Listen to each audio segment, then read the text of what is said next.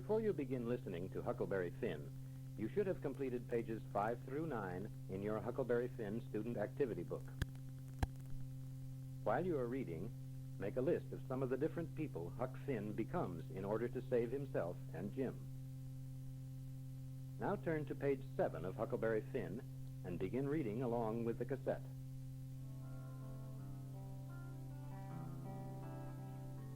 Huck Finn was a dropout. He didn't like sleeping under a roof and wearing nice clothes and staying clean and doing things on time. He did like getting dirty and sleeping in the woods and playing hooky from school. So he ran away to float down the Mississippi River on a raft with his black friend Jim, each looking for his own kind of freedom. There wasn't no home like a raft. Other places seemed so crowded and stuffy. You might say the days swung by. They slid along so quiet and smooth and lovely. Naturally, we had the sky up there, all speckled with stars.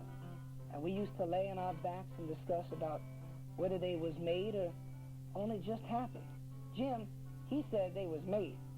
I judged it would have took too long to make so many. Jim said the moon could have laid them. I didn't say nothing against it because I've seen a frog lay most as many. When Pap was around, I mostly lived in the woods. But after he went away, the widow Douglas took me for her son and said she would civilize me. It was rough. I had to wear nice clothes all the time. Now, Huck, dear, do try to stay clean and neat. Yes, I had to come to meals on time. Can I go a-swimming? Not now. Supper's ready. But I couldn't eat till the widow prayed some over the food. On Sundays, I had to wear shoes all day and go to church. Sit still, Huck. I was only catching a fly. Did you ever notice if you're anywhere, it won't do for you to scratch. You will itch all over. Don't scratch in church, Huck. But I itch in church. Then her old maid sister, Miss Watson, came to live with her, and she was worse. Don't bend over like that, Huckleberry. Sit up straight. Yes, it was terrible living with them, but I stayed for one reason. I tell you, Tom, I just can't stand it. I'm going to run away. But, Huck, we can't let you into my robber gang if you ain't somebody important. A robber's got to have a family. All right, Tom. I'll stick it out a while longer if you hurry and start the robber gang. You bet. I'll get the boys together, and we'll meet some night at midnight. So one night after I heard the town clock strike 12 times, a twig snapped outside.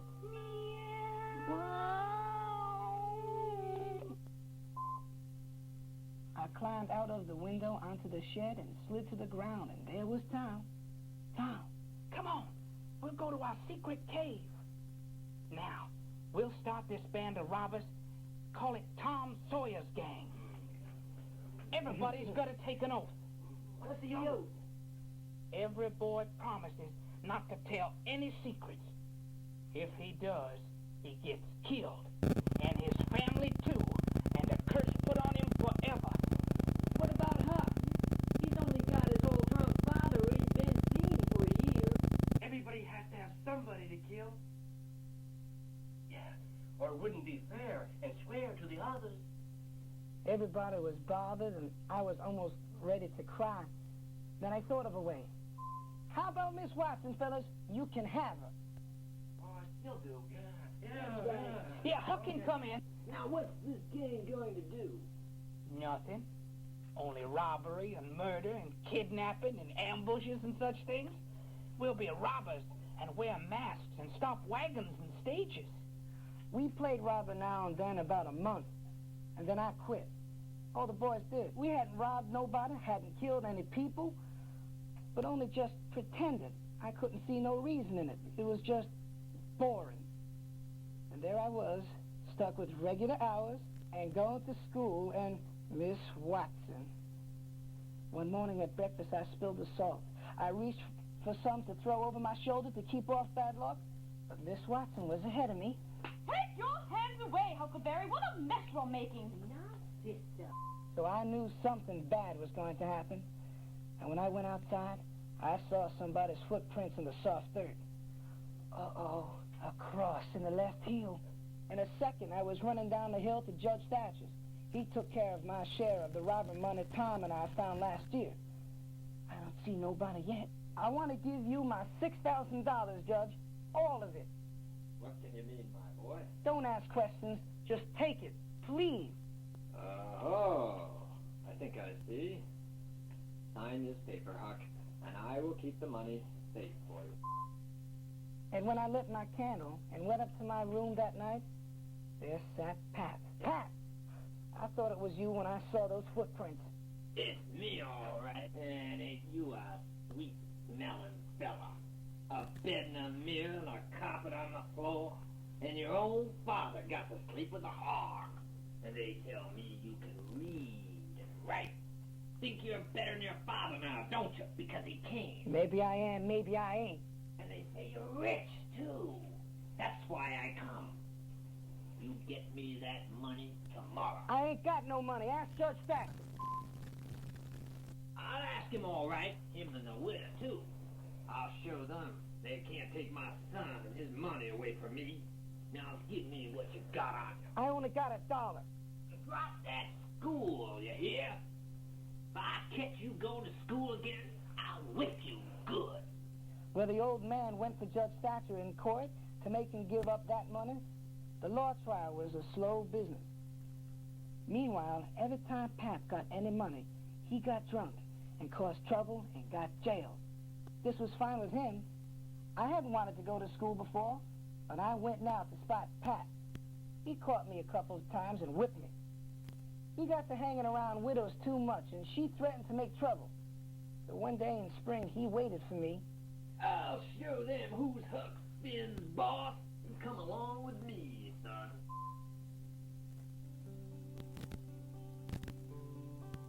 He took me 3 miles up the river, where it was all heavy woods and no houses. I got me an old cabin up here where nobody can find me. There's a good lock on that door, and I'm sleeping with the key under my head. So don't get no ideas about running away. We lived on hunting and fishing. Pap kept me with him all the time. It was kind of a good life, and after a while, I didn't want to go back to town. You should now be on page 16. Except every little while, Pap went down to the store at the ferry and traded fish and game for whiskey and brought it home and got drunk and beat me. And while he was gone, he locked me in. It was terrible lonesome. Once he was gone 3 days, and I was scared I'd never get out. Now you stay put while I'm gone. I got no choice. The window's not big enough for a dog to get through. The chimney's too narrow. I hunted the place over 100 times. Finally, I found something. It's an old saw without any handle. Finally, Pap got home with his jug and started in to drink. I fell asleep. I woke up later and Pap had gone kind of mad from the drink. You're an angel of death, but you won't get me. I'll kill you. I'll kill you dead. Please, Pap, it's me, Huck. Pretty soon he was all tired out. Just let me rest a minute. Then I'll kill you. Next time Pap went to town, I got busy. I gotta get away for sure. I sought out a part of a log.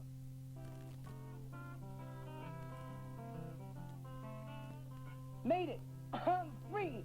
I'll take Pap's gun and live in the woods. I went along up the riverbank with one eye out for Pap and the other out for what the June floods might float down the river. Hey! A lost canoe! Now I got a better idea. I'll go downriver and camp. With the canoe, I could carry supplies. On the way back to get them, I had an idea. I can fix it to look like robbers broke in and stole the stuff and killed me. Folks will look for the robbers and won't bother no more about me. I put the log pieces back and cleaned up the sawdust. Then I took the axe and smashed the door. This sack of stones will look like they dragged my body to the river. There goes my body. It'll look like the robbers left this way with the supplies. I wish Tom Sawyer was there. He'd have liked my escape plan. I cleaned out the cabin like robbers would have done. Everything that was worth a cent. Bullets, coffee, sugar, fish lines, flour, blankets, matches. Then I pushed off.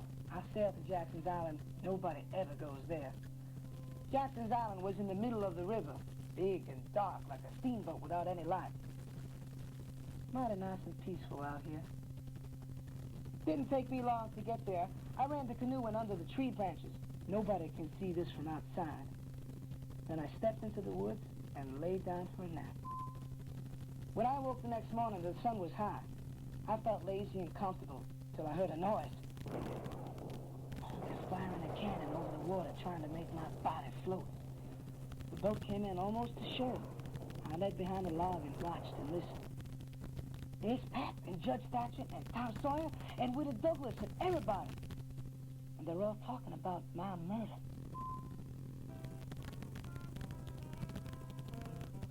The boat went all the way around the island and then back home. So I know that was all right. Nobody else will come looking, and I can make a nice camp. For 3 days, I did nothing but catch fish, eat berries, and explore. And all of a sudden, I bumped right into the ashes of a campfire. I sneaked back on my tiptoes. I thought every tree stump was a man. I'll have my things and fix it to look like an old camp. And I climbed a tree. But after 2 hours, I can't leave this way. I'll have to find out who it is.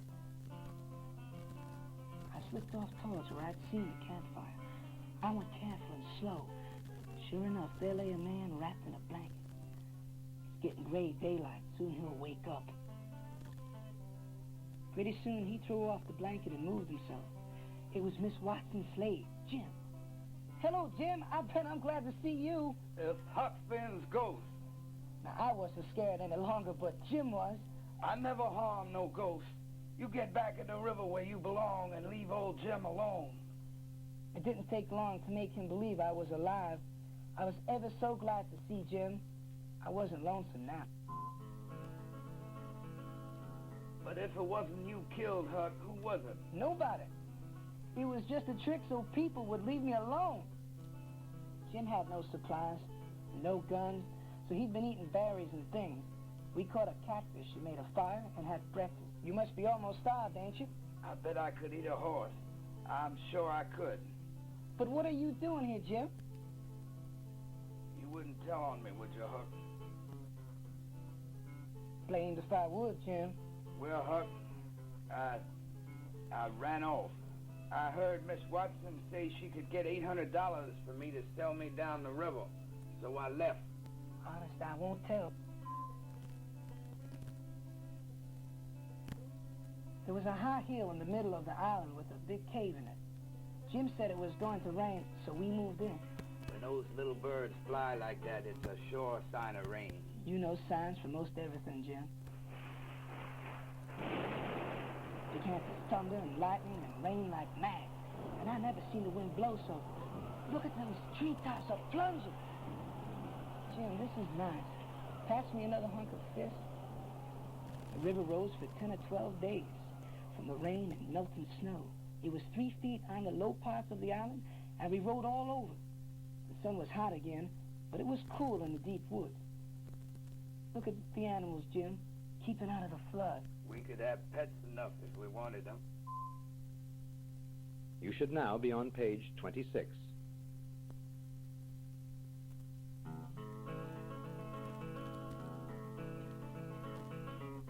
One night we caught a piece of a lumber raft. Let's pull it in. It's good and solid and level. Another night, a frame house came floating down in the flood. We rode out and tied up to it. Looks like a man on the floor. Hello, you. He's dead. Shot in the back. Come in, Huck, but don't look. Guess we don't want these old cards and empty whiskey bottles. No, but these old clothes might come in handy. An old lantern, candles, sewing stuff, a fish line. It's good stuff, Jim. We got home all safe, and the days went along, and the river went down. It began to get slow and dull. I think I'll row over to town and see what's going on, Jim. That's a good idea. But go in the dark and be careful. How about dressing like a girl in these old clothes? A disguise. How's this? It's a fair fit. Nobody would know you, but quit pulling your dress up to get at your pants pocket. I tied up at the bottom of town after dark. There was a light in a shack that was empty before, so I looked in the window. I never saw her before, so she won't know me. Come in, have a chair. What might your name be? Sarah Williams, ma'am. I've walked a long way and I'm very tired. My mom's sick and out of money, and I've come to get help from my uncle at the upper end of town. You had best stay here all night. When my husband gets home, he'll go along with you. He's going to borrow a boat. He and a friend are going over to Jackson's Island tonight to look for a runaway slave that's wanted for murder. Murder? They say this slave Jim murdered Huckfinn. There's a $300 reward out for him. He ran off right after Huckfinn was killed. Well, You seem nervous, child. What did you say your name is? Mary Williams? Honey, I thought you said it was Sarah. Yes, ma'am. Sarah Mary Williams. What's your real name? Is it Bill or Tom or Bob? Well, George Peters, ma'am. Well, George, don't go around women in that dress. You don't look or act very much like a girl. Are you a runaway worker? Yes, ma'am. I was sent out to a mean old farmer, and I run away. He may be after me. I got to be moving. Bless you, child. I won't tell on you. And good luck.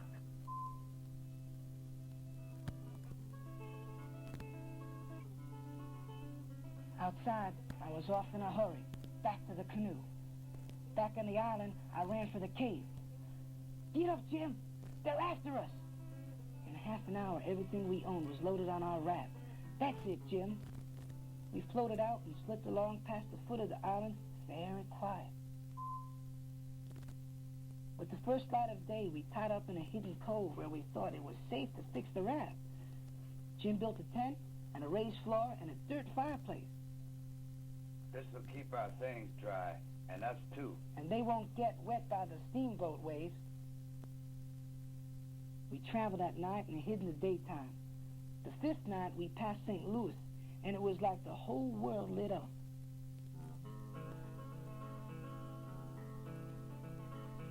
I never believed there were so many people in St. Louis before. And everybody's asleep but us. When we get to Cairo, we can sell the raft and get on a steamboat and go up the Ohio River into the states where there are no slaves. Then I'll be a free man. I'll be shouting for joy, and I'll say it's all because of Huck. We judged 3 more nights would bring us to Cairo. The second night, our fog began to come in. We can't sail in this fog. I'll take a rope to shore and tie us up.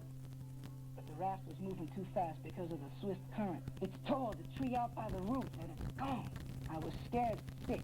There wasn't no raft in sight. You couldn't see 20 yards. It won't do to row. I'll run into something. I got to float and listen. I heard a whoop over this way. No, it sounds like it's over there. I just gave up then. I was too tired to bother no more. I'll catch a little sleep. When I woke up, the fog was gone. Downstream, I saw a black speck on the water. Maybe that's the raft. Jim! You ain't drowned, Huck? It's too good to be true. One thing worries me, Jim. Suppose we pass Cairo in that heavy fog. Worries me too, Huck. At Cairo, I'd be free. But 1 minute past Cairo, we're back in slave country again. All the way down the river.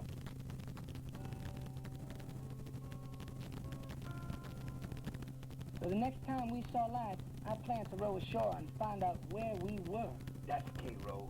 I know it. You stay out of sight till I find out for sure. Right then along comes a boat with 2 men in it with guns.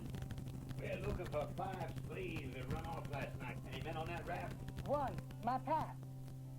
I guess we'll go see for ourselves. I wish you would. Pap's sick, and so is Mom and Mary Ann. Stop your recorder and turn the cassette over to complete the story.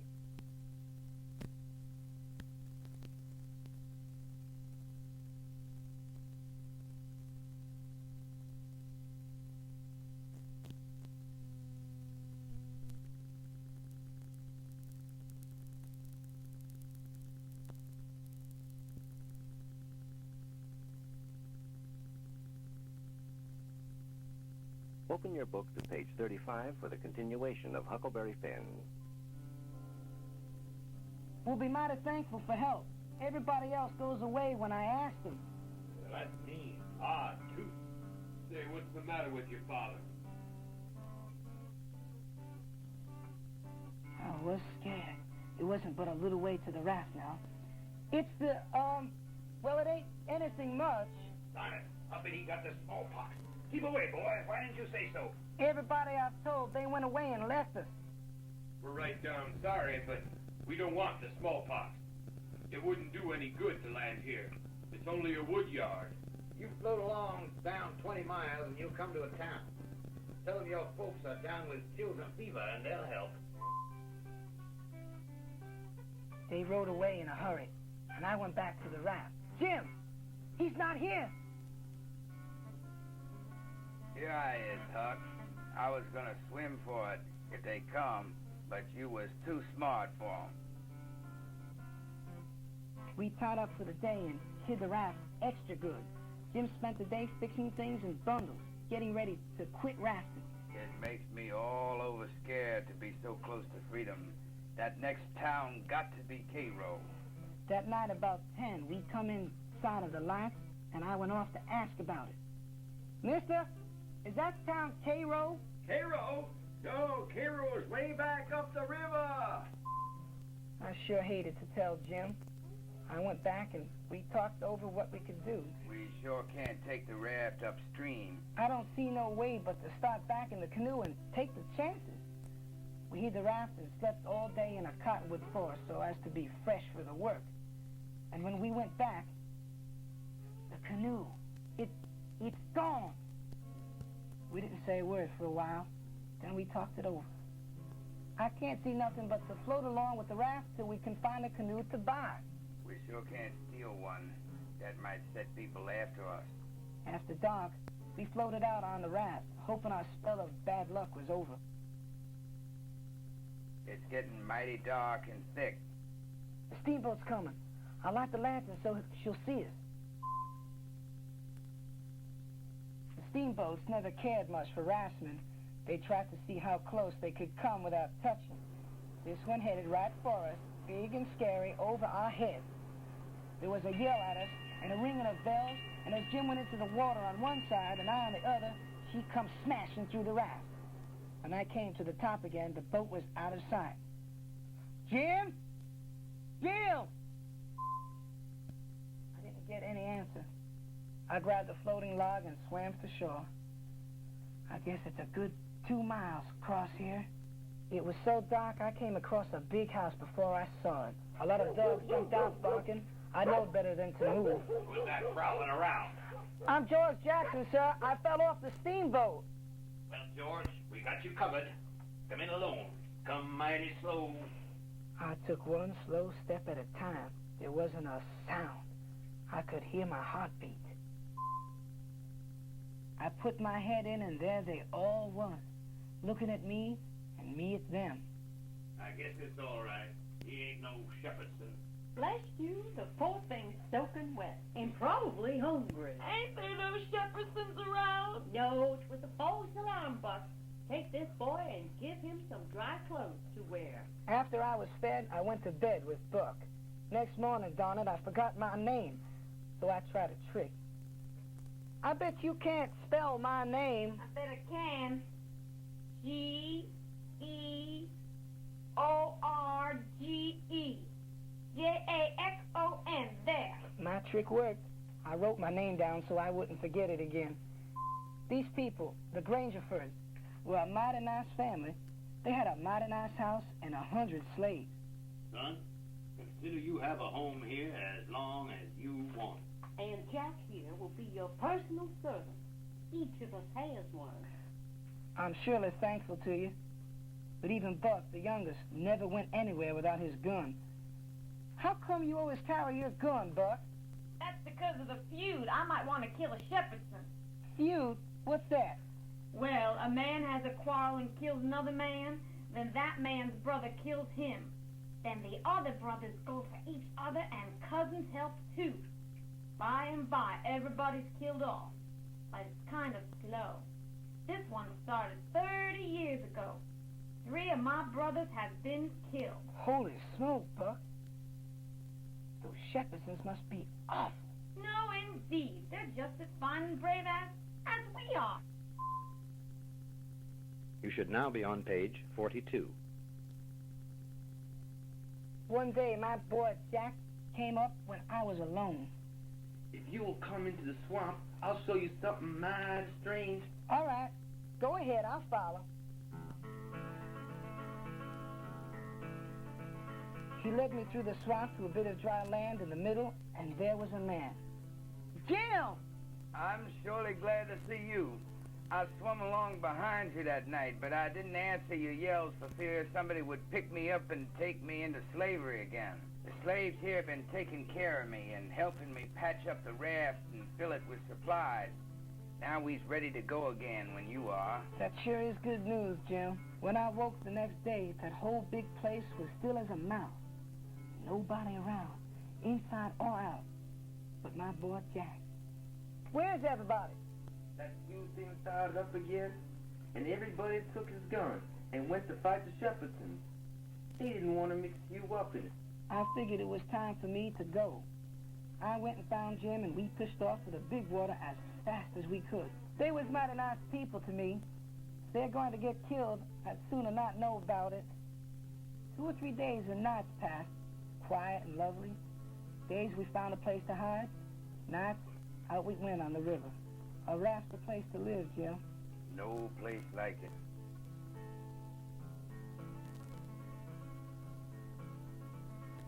One morning at daybreak, I found a canoe and paddled up a creek to look for berries. All of a sudden, a couple of men come running. Oh, save us, young fellow! There's men and dogs after us! I took them aboard to where the raft was tied up. After breakfast, we all sat and talked. It come out that these men didn't know one another. What got you into trouble? Well, I've been selling something that takes the dirt off teeth, and it does, too. But it takes the enamel off as well. I was sliding out of town quick when I ran across you. What got the dogs on you? I've been running a little temperance revival, doing well. Business growing all the time. Till word got out I had my own bottle of whiskey that I drank when no one was around. Oh, man, I think we might team up together. What do you think? I ain't against it. But what's your line and who are you? I am the Duke of Bridgewater, tired, dressed in rags, and sunk to the company of crooks on a raft. You don't mean it. I'm sorry for you, Bridgewater, but you ain't the only person that's been cheated out of a high place. No? I'm the late Dauphin, son of Louis XVI and Mary Antoinette, the rightful king of France. The king and the duke got pretty mad with each other over the difference in rank. It didn't take me long to figure they weren't no kings or dukes at all, but just fakes. But I never let on. Then they started asking us questions. How come you don't sail in the daytime and you hide up this way? Is he a runaway slave? Goodness sakes, no. When Pat died, all he left me was $16 and a piece of raft and his slave Jim. I thought to take Jim and the raft down to Uncle Ben's farm south of New Orleans. But people kept thinking Jim was a runaway and trying to take him away from me. So we don't run daytimes no more. Let me think. I'll make up a plan to fix it. That night we floated downriver and tied up near a little town. Next day the Duke wanted to visit it. I've got a plan. I must go to town to fix it. You go along too, Huck. We need coffee. What I'm after is a printing office. Town looks empty. Most everybody's gone out to the camp meeting. Gosh sakes, can you work that? Indeed, yes. Printing's my trade. Can I get this horse ad printed? Certainly, sir. That'll be $4. Looks good. The Duke printed off 2 more jobs and took the money. But the main job was one he printed for us. $200 reward. Slave Jim. Slave Jim run away from St. Jacques Plantation near New Orleans. Reward and expenses for his return. Now we can run in the daytime. If anybody comes, we tie Jim up and say we caught him and are going for the reward. We all said the Duke was pretty smart. We could boom right along now if we wanted to. But the Duke had more ideas. Have you ever acted in plays, King? No. First good town we come to, we'll hire a hall and put on Romeo and Juliet. This is how it goes. The Duke told us all about who Romeo and Juliet were, and that the king could be Juliet. But ain't my bald head and white whiskers going to look funny on her? These country people won't think of that. Besides, you'll be in costume. Juliet's wearing her nightgown and her nightcap. It makes all the difference. Well, the Duke and the king practiced, and we found a town, and the Duke hired the courthouse and put up signs, and that night there was a big crowd to see the show. Ooh, sweet. Hurry! You don't like Shakespeare. I would have since I left too fast to grab the money. You should now be on page 51. The king and Duke floated down the river and planned more ways to get money from people. I think they're gonna rob somebody's house. The very first chance, we clear out and leave them. One day we tied up near a village, and the king went ashore. If I'm not back by noon, Duke, it's all right. You and Huck come along after me. At noon we went along, and we found the king, so drunk he couldn't walk. Why, you old fool! Let me alone, you! I got away from them boats and ran down the river road like a deer. It'll be a long day before they see Jim and me again. Now's our chance. Jim, set her loose! Jim was gone. I run this way and that in the woods shouting, Jim! Jim! Where are you? I sat down and cried. It's no use. Oh, Jim's gone. Have you seen a strange Negro around? Yes. They got him at the Phelps place. He's a runaway slave, and they got him. Was you looking for him? Huck knew it was the king who had turned Jim in with a fake ad about Jim being a runaway slave from New Orleans. He made up his mind to steal Jim from slavery. I might as well go find the Phelps. When I got near, a lot of saws and people rushed out. It's you at last, ain't it? Gee, I'm so glad to see you. Was the boat late? Tell me all about the family. Well, yes, and Children, come meet your cousin Tom Sawyer. my king. I almost fell through the ground to find out who I was. It was easy to be Tom Sawyer.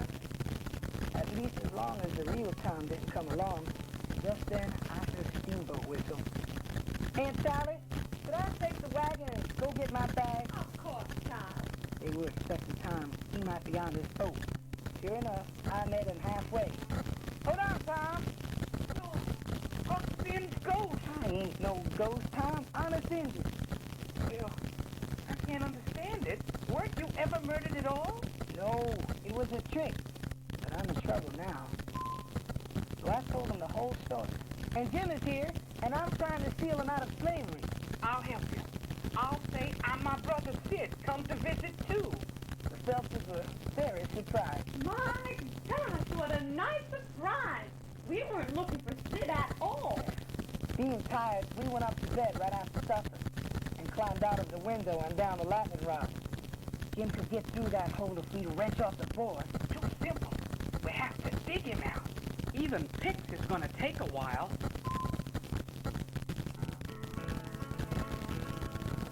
Glory be, it's Huck and Mr. Tom. We can lift the bed and slip off that chain and then make for the raft. What sort of rescue is that? It's too easy. There's lots of things a prisoner has to have before he can escape. We've got to sneak Jim a white shirt to write a diary on. I can't write. And some metal things to file pens from, and a rope ladder made from sheets. To do even a halfway good job, it'll take some days. I think Jim might have liked it simple and him free, but he went along with Tom's plan. Time passed, Aunt Sally got mad, and I got worried. I'm hunting high and low for your white shirt, Silas. What did you do with it? I want to know. I think we ought to go ahead and set Jim free. I'm writing a warning letter, so the escape won't go off too boring. How's this? A desperate gang is gonna steal your runaway slave tonight. Unknown friend. It worked real good.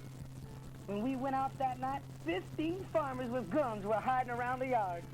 We would have made it, but Tom's pants caught on a splinter and snapped it. We ran as fast as we could. The bullets barely flew around us. Who's that? Stop or I'll shoot.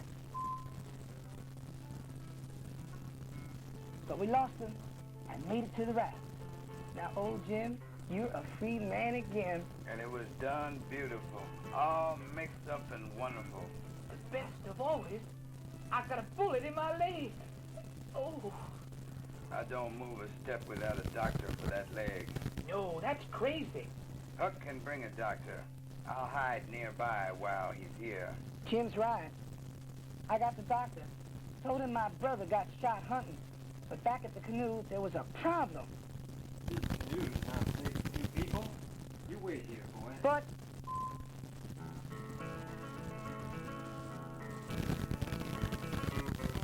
I went home and worried. Next morning, we heard a loud group of people. The tags are run away. Show the others what happened.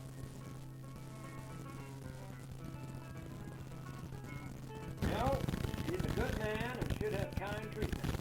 Instead of escaping, help me care for the boy. Otherwise, he should have gone from here and been free. Later, Tom came too. I'm glad you're better. But Jim's locked up again. They can't do that. He's a free man. Miss Watson died and set Jim free in her will. Why didn't you say so? I wanted to have a grand adventure rescuing him. Goodness alive! Aunt Polly! I tried to hide. All right, Tom. Now what? That ain't Tom, it's Sid. That's Tom, all right. The other one's Huckfinn. Come, Huck. They were the most mixed-up looking persons I ever seen. When you wrote that Sid was here and then never answered my questions, I came to find out for myself. But I never got any letters. Been keeping them for you. We had Jim out of the chains in no time. And when everybody heard how good he helped the doctor take care of Tom, they made a fuss over him. And we had him up to the sick room and had a fine old talk. Here's $40, Jim, for being such a good prisoner. Now we three ought to sneak out of here some night and get supplies and go for adventures in Indian territory. I ain't got no money to buy me an outfit. It's likely my pat's been back before now and got it all away from Judge Thatcher. Your pap ain't coming back no more, Huck. Remember the house we saw in the flood? The dead man I didn't let you look at? That was your pap. There ain't nothing more to write about, and I'm glad of it. If I'd known what trouble it was to make a book, I wouldn't have done it. Now, I got to leave ahead of the rest because Aunt Sally, she plans to adopt me and civilize me, and I can't stand it. I've been there before.